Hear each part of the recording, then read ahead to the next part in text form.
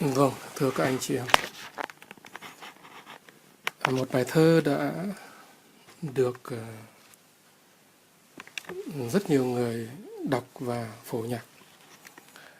Và người ca sĩ cũng như người nhạc sĩ làm tác phẩm dở dang này, tôi nghĩ rằng đã bị áp lực của nhà cầm quyền để không làm phần còn lại, hoặc đã làm phần còn lại mà không được, không dám đưa ra công luận. Tức là mới chỉ có gọi là phần phiên khúc của ca khúc mà thôi. Tại sao lại có tình trạng như vậy? Tại sao một tác phẩm đối với tôi coi là một tác phẩm gan ruột của người dân, và được viết ra bởi những người thật sự là trí thức,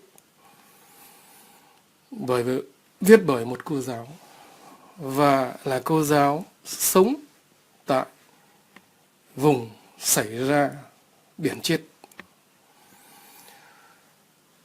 Chúng ta có quyền hay không?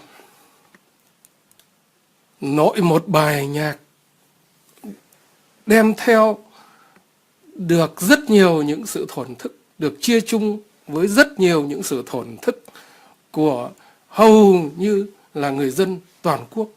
Vậy tại sao một bản nhạc như vậy lại không được phổ biến? Một bản nhạc như vậy lại phải bị cách này hay cách khác để làm nghẹn giọng lại? Chúng ta có quyền lên tiếng nói hay không?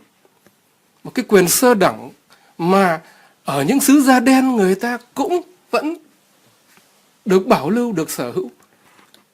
Vậy thì liệu đã nên đặt ra cho chúng ta rằng chúng ta có phải là một đất nước thật sự hạnh phúc hay không? Chúng ta có phải là một đất nước mà ở đó có sự công bằng, mỗi một con người đều có quyền lợi và quyền lực của mình hay không? Chỉ là một bài hát, tức nó thuộc về lĩnh vực tư tưởng, vừa là nghệ thuật, vừa là tư tưởng, vừa là tâm hồn từng con người, thao thức từng con người, thao thức cả một cái vùng biển chết, mà nơi đó biết bao nhiêu những người dân lành, đói khổ, sống nhờ vào biển. Ngày hôm nay biển chết. Và bài nhạc đó bị bóp cổ. Thì hỏi rằng chúng ta sống trên đất nước của chúng ta có quyền hay không? Một câu hỏi lặp đi lặp lại từ nãy giờ với các anh chị em, để nhìn ra rằng chúng ta không có quyền. Nội tiếng nói của chúng ta thôi, chúng ta còn không có quyền. Chúng ta có thể ra đường, chúng ta văng tục, chúng ta chửi đủ cha đủ má, chúng ta lăng mạ người này, lăng mạ người kia, và những người làm chính quyền đứng đằng sau chúng ta, hoặc là đứng trong những tòa nhà lộng lẫy vỗ tay tán thưởng, hoặc là mỉm cười mãn nguyện. Nhưng khi chúng ta nói lên những tiếng lòng của người dân, những thổn thức của người dân, thì lập tức bị trói cổ, bị trói gô vào và bị đàn áp. Trong ngày hôm qua, thông tin loan tải về những người lên tiếng nói, họ nói thực sự cõi lòng của mình. Ở Hà Nội bắt 2 người, một người còn khá trẻ, tức là anh Nguyễn Văn Điển, và một người tương đối đã là trung niên, anh Vũ Quang Thuận. Tôi với anh Vũ Quang Thuận có một số những bất đồng về phương cách làm việc, về phương cách thể hiện tấm lòng yêu nước, và đặc biệt liên quan đến Kỳ Thánh Giá, liên quan đến vấn đề tôn giáo. Nhưng dù có bất đồng, tôi vẫn giữ sự tôn trọng đối với anh Vũ Quang Thuận. Một số những trao đổi sau này ở trên các mạng truyền thông nói rằng tôi chụp đầu cho ông Vũ Quang Thuận là Tổng cục 2. Tôi nghĩ là tôi sẽ không có trôi nổi vào những cái chuyện tôi gọi là những chuyện lu bu như vậy, những chuyện linh tinh, những chuyện vặt vãnh, chuyện con rất rất là con nít như vậy. Tôi cũng như nhiều người khác có quyền đặt cái vấn đề là phải chăng ông Vũ Quang Thuận là một người được đào tạo về tình báo, là Tổng cục 1 hoặc Tổng cục 2. Tôi có quyền chứ. Nhưng không phải là vì tôi đặt cái câu hỏi như vậy mà tôi có quyền lăng mạ ông Thuận, hoặc là tôi nói rằng tôi giữ một cái thái độ gọi là bàng quan khi ông Vũ Quang Thuận bị bắt. Vâng, thưa các anh chị em, lặp lại cái trường hợp của ông Vũ Quang Thuận và của anh Điển để nói rằng chúng ta hoàn toàn, chúng ta không có một cái quyền gọi là quyền phát biểu, quyền tự do ngôn luận. Quyền phát biểu của mỗi một con người đó là gọi là quyền tự nhiên của mỗi con người. Một số anh chị em ở miền Nam, khi mà những người gọi là làm công tác an ninh bắt ông Thuận, thì đồng thời cái lệnh đó chỉ vào miền Nam để nhắm đến 2-3 người trẻ ở Sài Gòn. Những người đó ngày hôm nay bắt buộc họ phải vượt biên giới để đến một cái quốc gia thứ hai. Vì yêu cầu bảo toàn lực lượng, những người ở Sài Gòn đã phải biến khỏi Sài Gòn. Tuy nhiên, sự biến đi như vậy, liệu rằng có phải là một cái hành động bỏ chạy hay không? Có phải là một cái hành động để cho công luận hoặc cho anh em chiến đấu thấy rằng, hoặc là cảm giác rằng là những người đó là những người hèn nhát, những người đó là những người bỏ cuộc? Thưa không, tôi hoàn toàn tôi không nghĩ như vậy. Chúng ta cần phải hành động để đòi những cái quyền căn bản, những quyền rất là bình thường, những quyền tự nhiên của con người. Đó là quyền giữ và thể hiện tư tưởng của mình. Là một con người mà anh nói, anh cũng chỉ được quyền nói với cái tính cách là vuốt ve những người gọi là lãnh đạo, những người gọi là cầm quyền của một cái chế độ vốn dĩ đã được định hình rằng đó là một cái chế độ thối nát, tham nhũng, được điều hành bởi những con người từ trộm cướp, trộm cắp.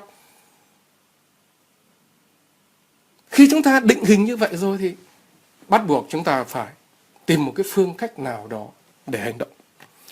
Và khi nói đến hành động, chắc chắn nó sẽ có những cái chiều kích ngược nhau, những chiều nhìn ngược nhau. Chúng ta là một đất nước có hai miền, mang hai cái ý thức tương đối gọi là khác nhau, không giống, hoàn toàn là không giống. Cho nên từ cái ý thức gọi là anh mang ý thức nào thì anh sẽ hành động, anh sẽ thể hiện cái hành động của anh theo chiều hướng của cái ý thức đó.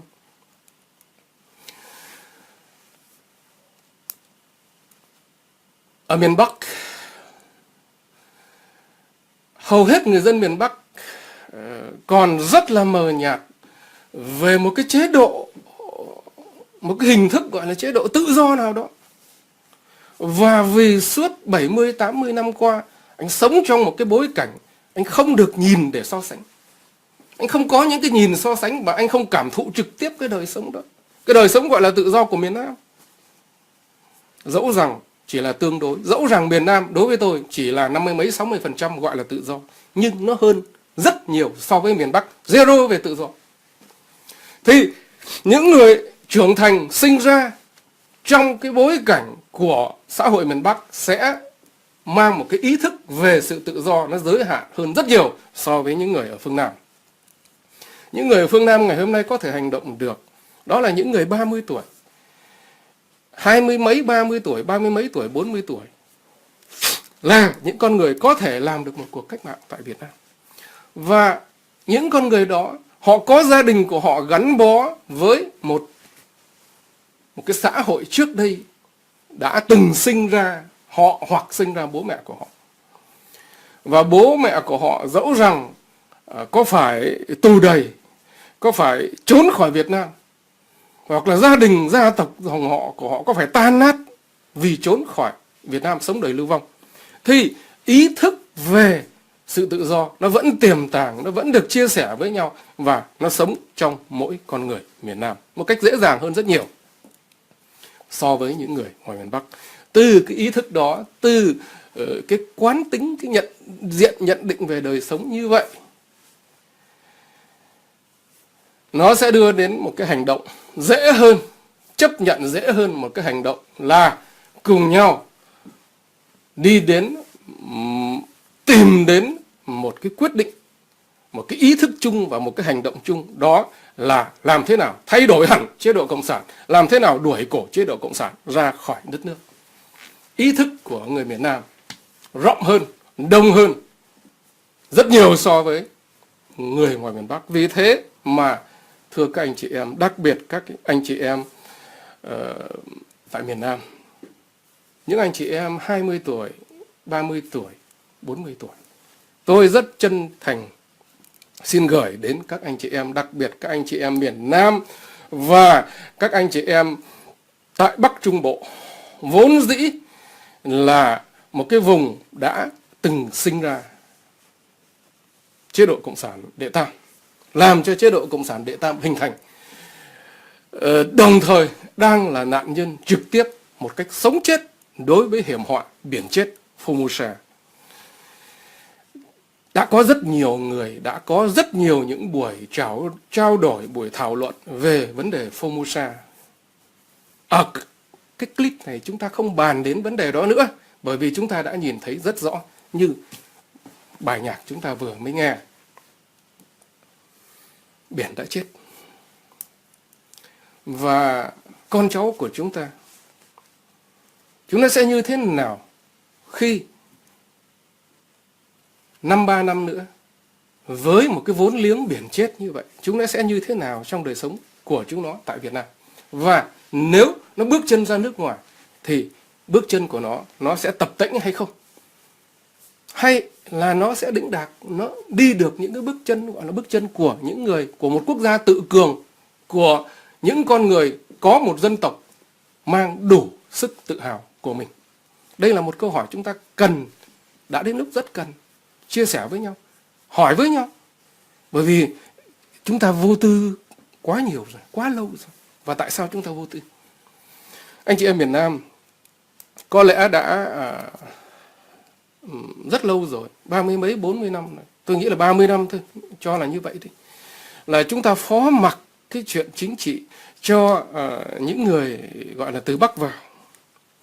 Và chế độ Cộng sản dùng những người Cộng sản từ miền Bắc đem vào miền Nam để giữ những guồng máy, tức là giữ những cái vai trò lãnh đạo của các công ty xí nghiệp cũng như là vấn đề hành chánh, các cơ sở hành chánh tại phương Nam. Và người phương Nam rất vô tư. Chúng mày muốn làm, chúng mày tranh ăn, tranh nhau, chúng mày cứ tranh đi, kệ mẹ chúng mày. Người miền Nam vô tư quá. Và chính vì cái sự vô tư đó, ngày hôm nay chúng ta đang nhận thảm họa toàn quốc, và đặc biệt là thảm họa miền Nam. Từ miền Bắc Trung Bộ, Formosa, những dòng độc tố của theo dòng Hải Lưu sẽ dần dần viếng thăm tất cả chúng ta. Những người đang sống tại Sài Gòn, sống tại Gò Công, thậm chí sống tại Hậu Giang. Và không phải chỉ có một Formosa đó không. Chúng nó còn đang tiếp tục những Formosa khác. Những Formosa ở Cà Ná, những dạng Formosa tại Hậu Giang. Và chúng ta sẽ thay phiên nhau nằm chết một cách thảm khốc.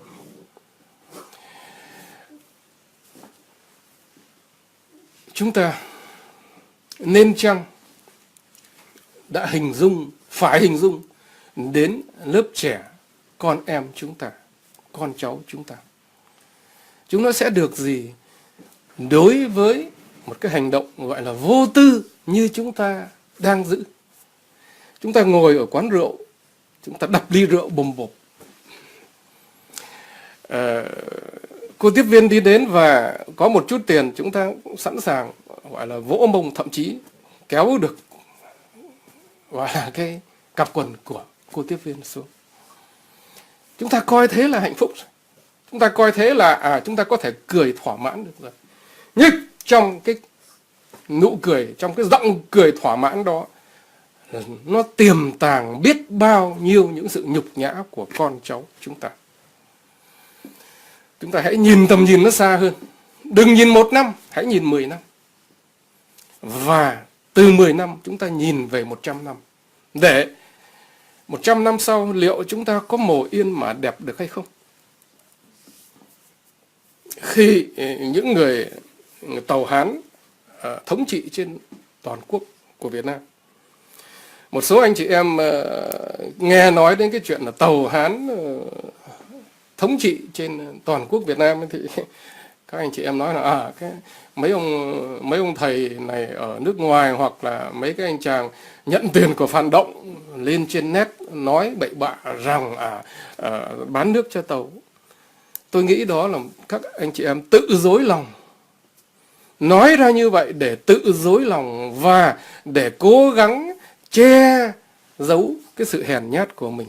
Cố gắng, đó là một hình thức sơn lên lớp mặt của mình một cái lớp sơn vàng son trước người vợ rất là ngô nghê của mình, trước những đứa con rất là khờ khạo của mình. Nhưng có thể vợ mình ngày hôm nay nó khờ khạo, có thể con mình ngày hôm nay nó ngu dốt, nhưng đến cháu mình thì nó lại khác. Trong một cái chừng mực nào đó, khi nó lớn lên và nó thấy rằng gốc tích của nó không phải là người Trung Quốc, mà tại sao phải mang một cái passport của người Trung Quốc? Giống như là người Duy Ngô Nhĩ ngày hôm nay. Tại sao người Duy Ngô Nhĩ họ phải chạy sang lánh lạn trên các quốc gia gọi là quốc gia Hồi giáo để mà mang vác vũ khí về chơi lại cái gọi là người Hán? Đất nước gọi là đất nước Trung Hoa được thành lập bởi 5 cái giống dân gọi là đặc biệt: Hán, Mông, Mãn, Tạng, Hồi. Người Hồi là người gì? Người Hồi chính là người Tân Cương ngày hôm nay, người Duy Ngô Nhĩ ngày hôm nay. Và họ bị bách hại, họ bị tàn phá về văn hóa, họ bị tàn phá về tín ngưỡng, và thậm chí gia đình của họ, bản thân của họ hết sức thê thảm. Và họ phải chạy ra nước ngoài. Chúng ta đừng quên rằng có những cái vụ của người Duy Ngô Nhĩ phải chạy sang Việt Nam bằng đường biên giới phía Bắc. Và những người Việt Nam, những người cảnh sát Việt Nam bắt lại, giữ lại. Và họ đã phải cảm tử, họ đã phải chống lại để chấp nhận chết hết. Chúng ta nghĩ gì? Chúng ta cảm giác gì? Chúng ta có xốn sang không? Khi chúng ta nhìn những người Duy Ngô Nhĩ đó, cả gia đình của họ, ông bà con cháu, họ chiến đấu đến chết trên đất nước của chúng ta để phản ứng lại cái lệnh bắt, cái sự bắt của chúng ta, tức là những người Việt Nam, những người cảnh sát Việt Nam với những người cảnh sát Tàu. Liệu rằng cháu của chúng ta sau này chúng nó sẽ phải chạy sang Thái Lan, và tại biên giới Thái Lan chúng nó sẽ chết thê thảm như vậy hay không? Tôi nghĩ nó sẽ xảy ra đấy. Bởi vì cái dòng máu của người Việt Nam một khi đã nhìn ra được sự thật thì cách gì cái dòng máu bất khuất ấy cũng sẽ phải hành động để chống lại những người Tàu.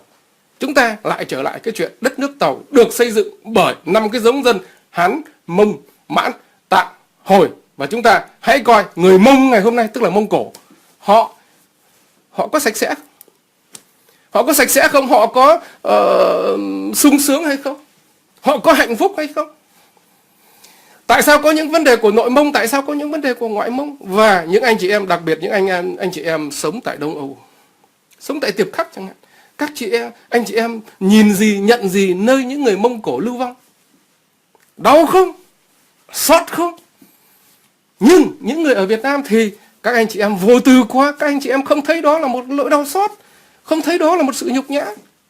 Đó là người Mông, Hán, Mông. Giờ chúng ta nói đến người Mãn, tức là người Mãn Thanh. Hán, Mông, Mãn. Người Mãn Thanh, hôm nay họ có sung sướng, họ có hãnh diện, họ có hạnh phúc hay không? Hãy đi hỏi những người gốc Mãn Thanh. Và đặc biệt, bây giờ chúng ta đề cập đến người Tạng, Tây Tạng. Văn hóa của Tây Tạng bị tàn phá, chùa chiền của Tây Tạng bị san phẳng, sư sãi của Tây Tạng bị đối xử thua cả cầm thú. Chúng ta hãy nhìn những vị sư Tây Tạng, Họ bị đàn áp dã man như thế nào. Và chúng ta hãy nhìn lãnh tụ của Tây Tạng, họ phải sống lưu vong ra sao. Hán Mông Mãn Tạng Hồi cuối cùng chỉ còn duy nhất là giống dân Hán thống trị mà thôi. Giống dân Bách Việt ngày xưa, địa hình địa vật tính từ động Đình Hồ, tức là núi Thái Sơn, cái dặng núi Ngũ Lĩnh, động Đình Hồ, đi về phía đông để đi ra biển, tức là Cối Kê Thượng Hải ngày hôm nay. Một cái chiều ngang, một cái đường liên ngang như vậy trải xuống phương Nam đều là người của dòng giống Bách Việt. Ngày hôm nay dòng giống Bách Việt còn được bao nhiêu người? Những người ở Quảng Đông, giống dân Quảng Đông ngày hôm nay cũng đau xót để phải chấp nhận rằng mình đã bị Hán hóa. Quảng Tây cũng thế. Một nhóm người lang bạt ra được Đài Loan hoặc là Hồng Kông. Chúng ta hãy trao đổi, hãy tìm hiểu những người Hồng Kông, xem rằng những người Hồng Kông họ có chấp nhận họ là người Tàu Hán hay không? Họ có phải là người Trung Cộng hay không? Ở phương Nam, ở đất nước Việt của chúng ta hay nói đến cái chữ Tàu, và tất cả những người ngoài biên giới Việt Nam về phía Bắc, kể cả Đông Hưng của Việt Nam, từ phía Bắc dội lên trên gọi là trên sông Trường Giang, trên sông Hoàng Hà, chúng ta đều gộp chung những người đó vào một cái chữ gọi là chữ Tàu. Tàu là gì? Tàu vô nghĩa, nó chẳng là gì cả. Và gọi là một cái quốc gia được xây dựng trên 5 giống dân Hán, Mông, Mãn, Tạng, Hồi đó. Liệu với một cái sự bất mãn trong hàng ngũ của họ như vậy, trong những cộng đồng dân tộc của họ như vậy, thì liệu cái gọi là đất nước vĩ đại Trung Hoa Cộng sản đó còn tồn tại được đến bao lâu? Chưa kể là dòng, tức là phương Nam của dòng Hoàng Hà, tức là chúng ta, cổ nhân chúng ta rất hay nói cái câu công cha như núi Thái Sơn, nghĩa mẹ như nước trong nguồn chảy ra. Tại sao cổ nhân của chúng ta, những người Việt Nam, lại phải lấy cái núi Thái Sơn để coi đó là công cha, tức là so sánh cha của mình, tổ của mình là núi Thái Sơn? Đem cái hình thức một cái núi của nếu gọi như ngày hôm nay rất nhiều người ở Việt Nam đang lầm lẫn, tức là thằng Tàu. Lấy một cái ngọn núi của thằng Tàu làm tổ của mình. Chúng ta đã đến lúc nhìn lại, tìm hiểu lại, để thấy rằng tổ tiên của chúng ta làm chủ vùng đất trải dài từ động Đình Hồ, núi Thái Sơn của rặng Ngũ Lĩnh, đổ dài về phía đông, phía tây để ra biển, tức là Thượng Hải ngày hôm nay. Cả một cái giải đất mênh mông bạt ngàn những dòng giống của dòng Bách Việt như vậy, ngày hôm nay chỉ có còn côi cút lại có chúng ta, tức là dòng Lạc Việt, côi cút còn sót lại của cả một cái giống dân Bách Việt bao la thuở xa xưa. Nói miên man như vậy để chúng ta thấy rằng cái đất nước mà ngày hôm nay người ta gọi là khổng lồ, đất nước Trung Hoa đó, nó đang tiềm tàng tai họa để đi đến đổ vỡ. Cho nên những người ngày hôm nay là những người cộng sản, vì thiếu văn hóa, vì không hiểu biết về các dân tộc tạo nên cái gọi là đất nước Trung Hoa Cộng sản ngày hôm nay. Cho nên các ông mơ hồ, các anh mơ hồ, các chị mơ hồ nghĩ rằng đó là một anh chàng khổng lồ không bao giờ đổ. Không, đó là một anh khổng lồ, nhưng xương cốt chỉ là xương cốt tre mà thôi, và chân thì là chân bằng đất sét. Nó sẽ đổ. Và loạn quạng, nếu các anh chị không đứng về phía người dân Việt Nam để giải quyết vấn đề ngay bây giờ, thì khi cái thằng khổng lồ nó đổ xuống đó, cái tai nạn đầu tiên, sức đổ đầu tiên sẽ là đổ trên đầu, trên cổ gia đình, gia tộc những người cộng sản Việt Nam ngày hôm nay. Sẽ bẹp dí, sẽ chết thê thảm, chết bởi rất nhiều những lực của Cộng sản đổ vỡ Trung Hoa lẫn những lực của chính những người Việt Nam yêu nước. Hãy tỉnh táo, để ngày hôm nay là cơ hội để các ông các bà trở lại với quyền lợi của dân tộc. Thưa các anh chị em, đặc biệt clip này, và tôi nghĩ sẽ chỉ clip này thôi, tôi nói đến cái nội dung liên quan đến người phương Nam. Thưa các anh chị em đang mang một cái trách nhiệm trọng đại, đứng trước một cái cơ hội trọng đại. Đó là các anh chị em sẽ là những người đầu tiên, sẽ là những con chim tiên phong để xác định được cái quyền lực của dân tộc Việt Nam, xác định được cái quyền lực của nhân dân Việt Nam. Để đó như là một tiền đề để xây dựng một đất nước Việt Nam thống nhất hoàn toàn. Tại sao tôi nói cái chữ Việt Nam thống nhất hoàn toàn? Đất nước Việt Nam chưa thống nhất. Cái chữ thống nhất của những người Cộng sản làm ra năm 75, năm 76, nó chỉ là miếng bánh vẽ mà thôi. Và miếng bánh vẽ ấy chất chứa hết sức là nhiều sự nhục nhã, sự đớn đau và kể cả sự hèn hạ. Tại sao tôi nói đến sự hèn hạ? Đó là vì độc lập chúng ta không có. Đó là vì chủ quyền chúng ta không có. Những cái clip trong những tuần vừa qua, rất nhiều những anh chị em trẻ, đặc biệt là anh Huỳnh Quốc Huy, là một người hết sức là miền Nam. Tôi nhìn anh Huy đó giống như mấy tháng trước đây, tôi nhìn cái hình ảnh của chồng của cô Kim Tiến, Kim Tiến nhưng mà Kim Tiêm nha, cô Trịnh Kim Tiến ở Hà Nội, tức là anh Nguyễn Hồ Nhật Thành. Tôi thấy ra là phương Nam chưa chết. Thực ra là có một thời gian mấy năm rồi tôi cũng có mang một cái suy nghĩ chắc là phương Nam chết hết, chắc là phương Nam chết rồi. Nhưng qua những người như Huỳnh Quốc Huy, qua những người như Nguyễn Hồ Nhật Thành, tôi thấy được ra là phương Nam chưa chết. Bởi khi còn những con người đó thì phương Nam sẽ phương cường đứng dậy.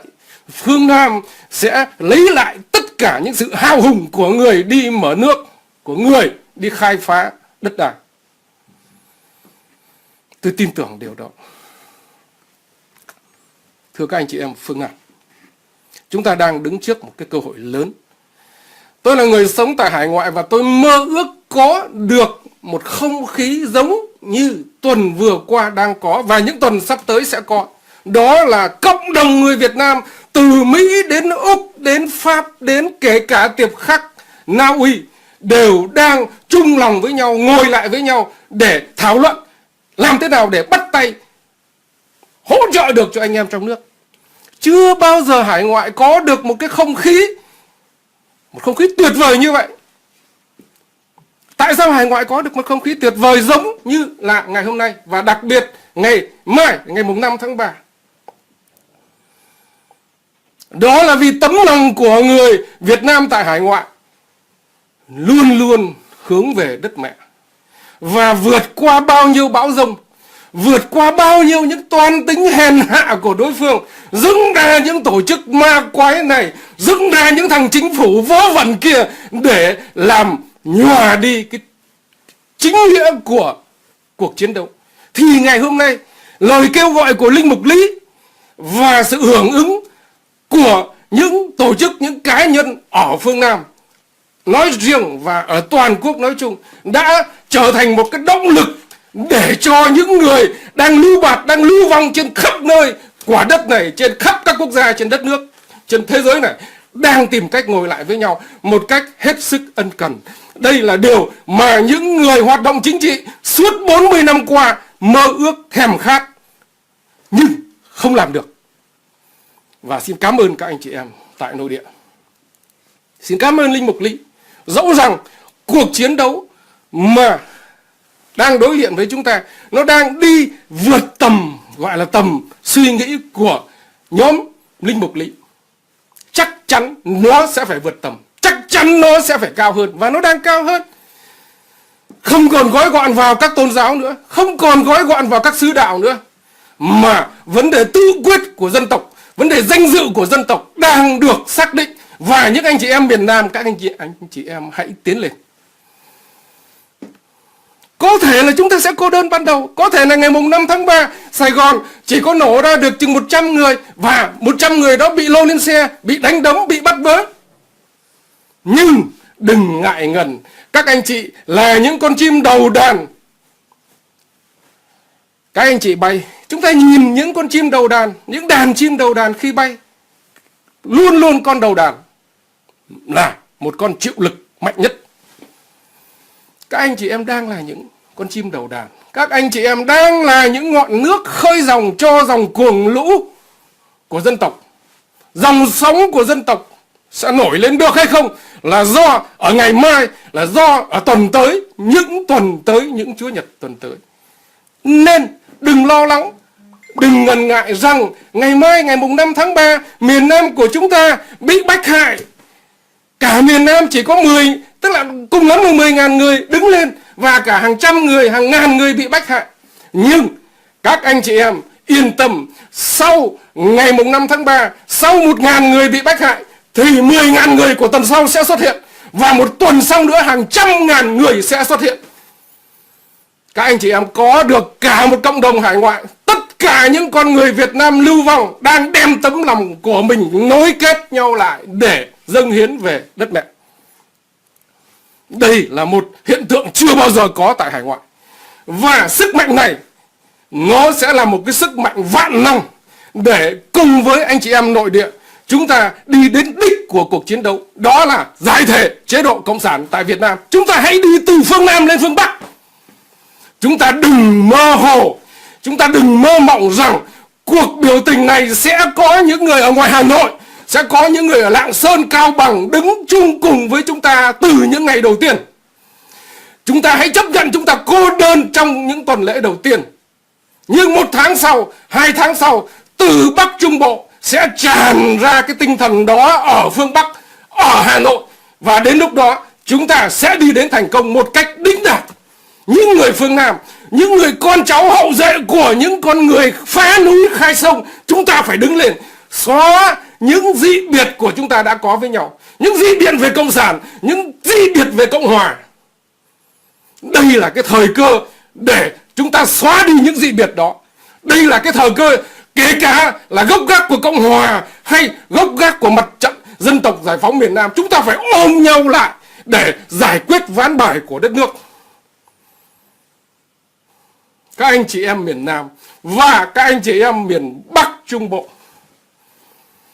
tại sao tôi kêu gọi riêng hai thành phần này? Các anh chị em tại miền Bắc Trung Bộ, chúng ta có một niềm tin chung với nhau. Đó là chúng ta mang niềm tin Kitô hữu. Và đã nói đến Kitô hữu là nói đến sự công bằng. Công giáo mà. Người công giáo mà không tôn trọng được sự công bằng thì công giáo đó vứt đi. Người công giáo, tín hữu công giáo mà không chia chung được những nỗi đau của đồng loại, không chia chung được những nỗi đau với anh em của mình, thì cái người công giáo ấy đi đến nhà thờ để làm gì? Quỳ đọc kinh để làm gì? Đi đến tham dự thánh lễ Misa, há miệng ra nhai máu xương của Đức Giêsu để làm gì? Chỉ là giả hình mà thôi. Giêsu Ngài đã nói rằng điều quan trọng nhất là hình ảnh anh em của người chính là hình ảnh của ta. Hãy thương anh em của người như thương chính mình. Đó nghĩa là thương ta. Chúng ta hãy nhìn xem chúng ta đã thương yêu được nhau hay chưa? Hay nó chỉ là sáo ngữ mà thôi? Những người từ phương Bắc vào trong phương Nam, ngày hôm nay hàng mấy triệu người từ phương Bắc vào trong phương Nam sống một đời sống đĩnh đạc, sống được một đời sống no ấm, và có rất nhiều người có gia đình tại hải ngoại. Với một cái đời sống gọi là yên lành đó, êm đềm đó, chúng ta vô tư giữ đạo của chúng ta, mặc mẹ anh em của chúng ta, tín hữu của chúng ta bị bách hại, bị lột quần, bị đánh bể đầu. Chúng ta là ai? Các ông linh mục, các ông là ai? Các ông dẫn dắt con chiên, các ông dẫn dắt gọi là tín hữu của các ông để đi đâu?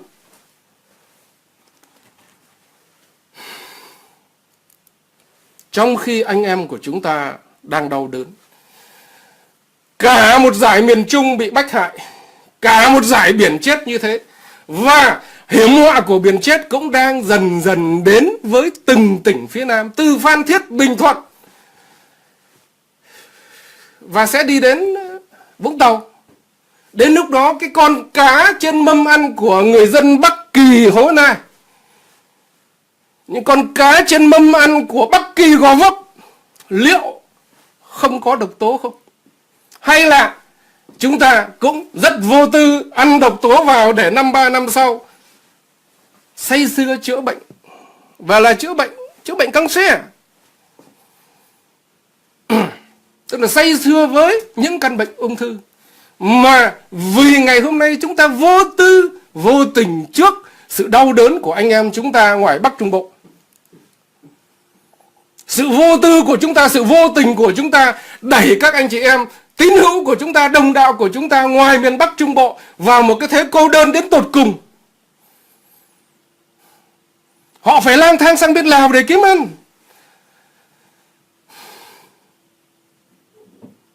Chúng ta hãy nhìn lại chính chúng ta. Những người Công giáo, hãy nhìn lại chính mình. Để chúng ta cần phải nhìn rằng đây đang là một cái cơ hội để đòi lại sự công bằng cho anh em của chúng ta. Anh em của chúng ta tức là anh em đồng đạo của chúng ta. Chúng ta chưa nói đến chữ đồng bào. Và sau cái chuyện là đòi lại sự công bằng cho anh em của chúng ta là chính là sự tự vệ cho chính bản thân của chúng ta. Nên chúng ta phải hành động. Và tôi lặp đi lặp lại với các anh chị em rằng đây là một cái cơ hội lớn quá, cái cơ hội tốt quá. Đối phương ngày hôm nay yếu nhất. Tại sao yếu? Hãy nhìn đồng tiền trong ngân hàng của Việt Nam. Hãy nhìn cái ngân khố của Việt Nam hiện tại. Và hãy nhìn cái thằng tàu nó đang chao đảo như thế nào. Hãy nhìn ở ngoài Biển Đông, thằng tàu đang bị lột quần, đang bị người Mỹ lấy dây trói chân lại ở ngoài Biển Đông, và kể cả Hoàng Sa, kể cả Trường Sa. Hãy nhìn những cái hòn đảo gọi là nhân tạo, những hòn đảo nhân tạo của người Tàu dựng lên một cách gọi là ghê gớm, gọi là hùng dũng. Mà sự hùng dũng đó, những cái căn cứ được xây đó là được sự đồng lõa của những người lãnh đạo Cộng sản Việt Nam suốt 30 mấy, 40 năm qua. Hãy nhìn những hòn đảo đó, chỉ trong vòng 2 tuần lễ nữa, 3 tuần lễ nữa, nó sẽ thành những hòn đảo, tức là những hòn đảo, nó là hòn đảo trò chơi. Đối với sức mạnh quân sự của người Mỹ, những hòn đảo đó sẽ trở thành những bãi cát trò chơi mà thôi. Và hãy nhìn những người gọi là đàn em của cái bậc quan thầy Trung Cộng như thế, thì chúng ta sẽ thấy gì? Cái thằng quan thầy nó còn yếu ớt như thế, nó còn gọi là đứng đú người ra như thế, thì cái thằng ăn mày, cái thằng ăn bám theo nó sẽ làm sao? Cho nên chưa bao giờ Cộng sản Việt Nam yếu ớt như ngày hôm nay. Nội bộ của Đảng Cộng sản Việt Nam cũng vậy. Trong Đảng Cộng sản Việt Nam có những người trí thức. Chúng ta đừng nhìn ông Trịnh Xuân Thanh là một cái hiện tượng rằng tham nhũng, ăn cắp của công rồi sau đó chạy ra nước ngoài. Chúng ta hãy nhìn xa thêm một chút, chúng ta sẽ thấy bóng dáng của một bậc trí thức. Một bậc trí thức thật sự, chứ không phải là một bậc trí thức gọi là mặt gà mái giống như thằng Nguyễn Phú Trọng. Chúng ta thấy gì đằng sau lưng của bố của ông Trịnh Xuân Thanh? Chúng ta nhìn gì khi chiêm ngắm vào gia đình của ông Trịnh Xuân Giới? Và từ đó chúng ta thấy ra một điều, những người cộng sản trí thức, những người cộng sản có tâm đối với đất nước, sau bao nhiêu ngày tháng cay đắng, ngày hôm nay họ đã ngồi dậy. Một số anh chị em nói rằng ông Trịnh Xuân Thanh đang ở Âu Châu. Tôi nói là điều này có thể ông Trịnh Xuân Thanh hơi buồn tôi một chút xíu. Tôi không tin ông Trịnh Xuân Thanh ở Âu Châu, bởi vì xin lỗi, mắt mũi của chúng tôi không phải là mờ lắm đâu. Nếu ông Trịnh Xuân Thanh ở Âu Châu, anh em của chúng tôi đã tìm ra được rồi. Tìm ra không phải để làm hại ông Trịnh Xuân Thanh. Tôi nhớ không lầm trước đây khoảng 3 tháng tôi có làm một cái clip và tôi trình bày một cái vấn đề là cộng đồng người Việt Nam tại hải ngoại phải bảo vệ ông Trịnh Xuân Thanh. Bảo vệ ông Trịnh Xuân Thanh không có nghĩa là bảo vệ riêng cho cá nhân ông Trịnh Xuân Thanh, mà qua ông Trịnh Xuân Thanh gửi một cái thông điệp đến những người đã từng đi theo chế độ Cộng sản, đã từng cúc cung tin rằng chế độ Cộng sản là một chế độ tốt. Thì ngày hôm nay các vị ấy hãy mở lòng mình ra và hãy tin anh em chúng tôi, hãy tin những người mang tinh thần dân tộc Việt Nam, để chúng ta cùng bắt tay nhau, ân cần với nhau để giải quyết cái vấn nạn của Việt Nam ngày hôm nay. Vì thế, trong thời gian qua, một số những lá thư của ông Trịnh Xuân Thanh tôi hết sức trân trọng để làm cái công việc của người truyền tải. Dẫu rằng có rất nhiều người nói với tôi rằng Phạm Văn Thành lại bắt chước Bùi, tức là Thành Hiếu Bùi, tức là anh người buôn gió. Tôi với người buôn gió không xa lạ gì nhau. Tuy nhiên cái cách hành xử và cái tư thế đứng trong cuộc chiến đấu mỗi người mỗi khác nhau. Tôi truyền tải những điều ông Trịnh Xuân Thanh muốn nói, không phải là tôi truyền tải những điều đó là cho cá nhân ông Trịnh Xuân Thanh. Bởi vì tôi cảm nhận được rằng những điều ông Trịnh Xuân Thanh đang nói là những tiếng nói của một tập hợp. Đó chính là tập hợp những con người cộng sản đã và đang muốn thay đổi đất nước. Đây là cái cơ hội chúng ta phải nắm lấy tay nhau. Cho nên các anh chị em miền Nam, các anh chị em đang chuẩn bị những cuộc biểu tình, hãy thản nhiên dẫn đầu vào những cuộc biểu tình, hãy thản nhiên xuống đường, kể cả có phải bị bắt. Bị bắt chúng nó cũng không làm gì được các anh em cả. Không như thời của chúng tôi, nó đánh thế này, nó đánh thế kia. Ngày hôm nay bề mặt những thằng gọi là công an có thể ghê gớm, tức là hùng hổ với các anh em vậy. Nhưng đằng sau của chúng nó là một sự sợ hãi tột cùng. Bởi vì sau khi nó rời khỏi cái vị trí làm việc của nó, tức là thí dụ như là phường hoặc là quận, sau 8 giờ đồng hồ mỗi ngày ở nơi phường, nơi quận đó, nó trở về gia đình của nó, thì nó trở về với ai? Gia đình của nó sống với ai? Đâu phải là gia đình của nó sống với những con cua hay những con cá hay những con chó. Gia đình của nó sống với nhân dân, với đồng bào của chúng ta. Và đó chính là một mặt trận thứ hai của chúng ta. Mặt trận đó có tàn bạo hay không, hay là có êm ái, nó do chính sự hành xử của những người mang gọi là mũ áo công an ngày hôm nay đối với dân chúng trong những cuộc biểu tình của ngày mai và của những tuần sắp tới. Đừng nghĩ rằng dân tộc Việt Nam chỉ có một cách duy nhất là chiến đấu bất bạo động và là bất bạo động tuyệt đối. Nói chuyện với tôi mà nói bất bạo động, không bao giờ tôi tin rằng bất bạo động sẽ giải quyết được vấn đề đất nước. Nhưng chúng tôi phải tôn trọng sự quyết định của các anh chị em ngày hôm nay. Chúng tôi là những người có thể chết, không cần thành công, miễn là tàn phá được chế độ Cộng sản. Nhưng bối cảnh của ngày hôm nay, chúng ta có thể giải quyết được vấn đề Việt Nam một cách ít tổn thất xương máu nhất. Và chúng tôi tự nguyện đứng đằng sau lưng các anh chị ngày hôm nay đang hoạt động, gọi là hoạt động đấu tranh, biểu tình bất bạo động. Nhưng đối với chúng tôi không hề mang một cái chữ tuyệt đối phía đằng sau. Chúng tôi tôn trọng các anh chị em và chúng tôi đi đằng sau để bảo vệ các anh chị em. Cách bảo vệ của chúng tôi, nhiều người có thể lo lắng rằng chúng tôi trà trộn vào trong những cái cuộc biểu tình để chúng tôi lợi dụng. Thưa không, chúng tôi là những con người song phẳng.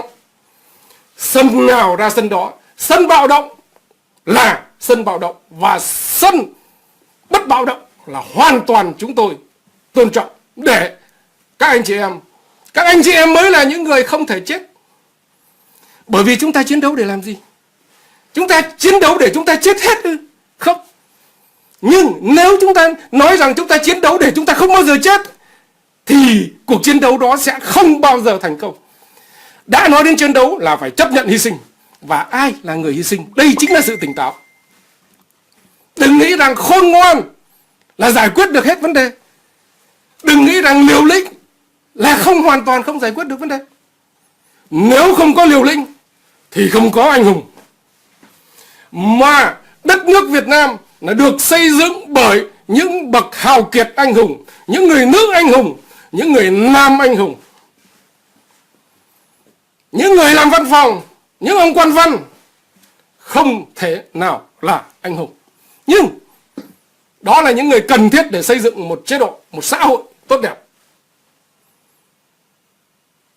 Nên đã đến lúc chúng ta cần nhìn rất rõ thế nào là liều lĩnh, thế nào là trí tuệ, và thế nào là bất bạo động, thế nào là bất bạo động tuyệt đối, và thế nào là bạo động, thế nào là tự vệ.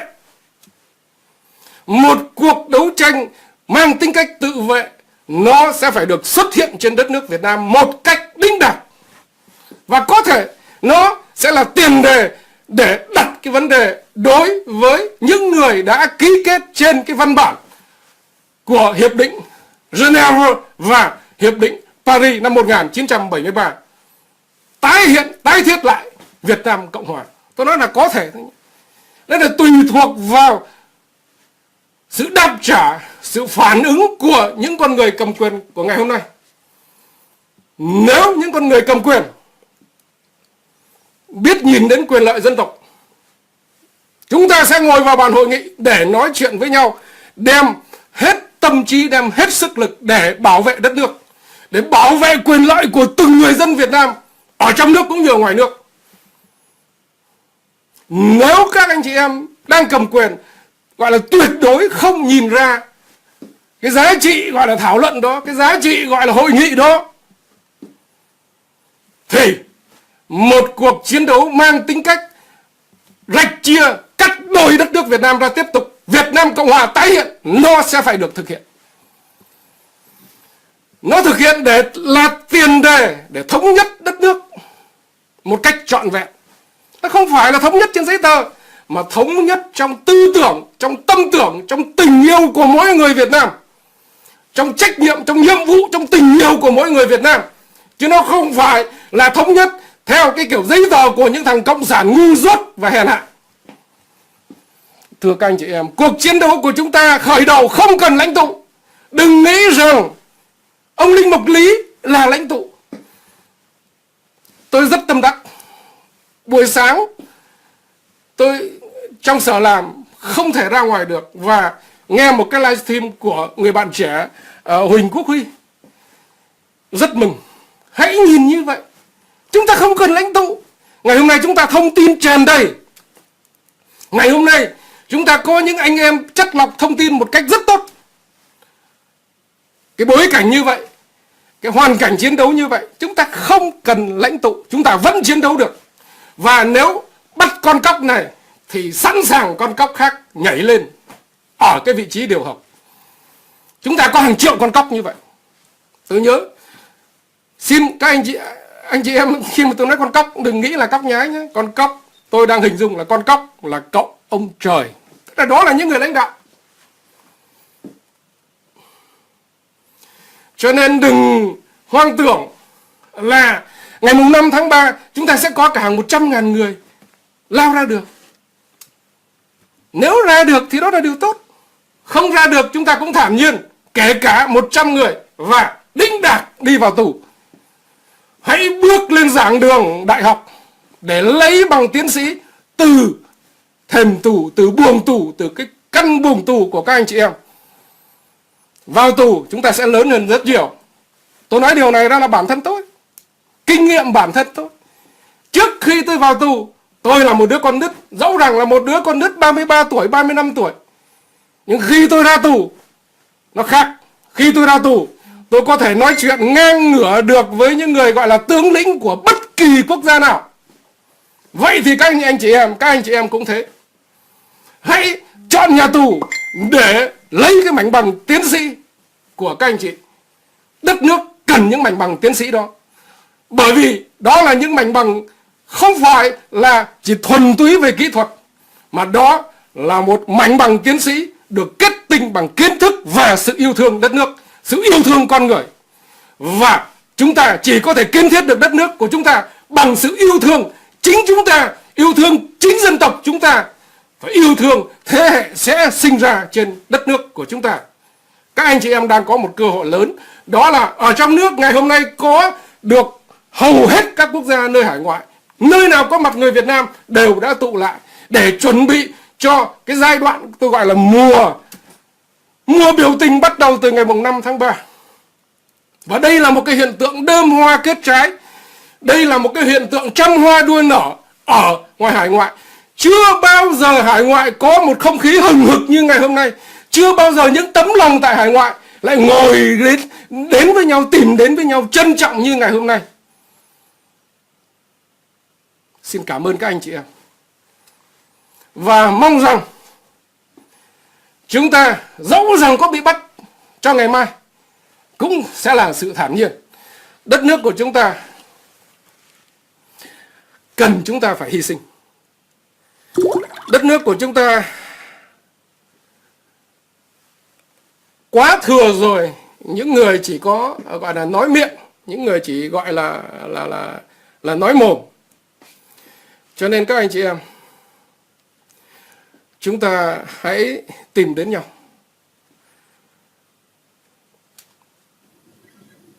Các anh chị em nhé. Xin chào các anh chị em. Và cuối clip lại chia sẻ lại một lần nữa với các anh chị em tiếng lòng của một người trí thức, tiếng lòng của một cô giáo.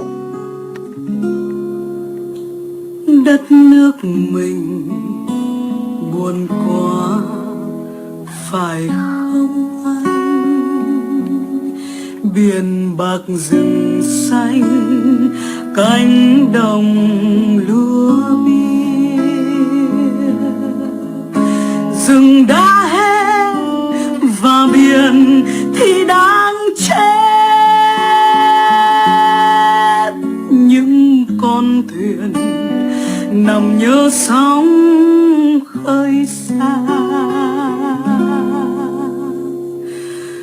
đất nước mình thương lắm phải không anh?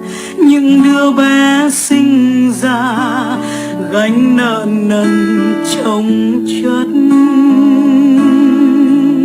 ngày mai sau còn có gì để mất?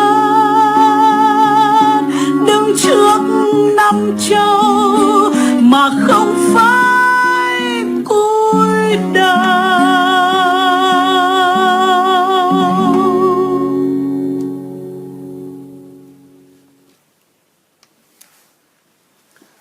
Xin chào các anh chị em.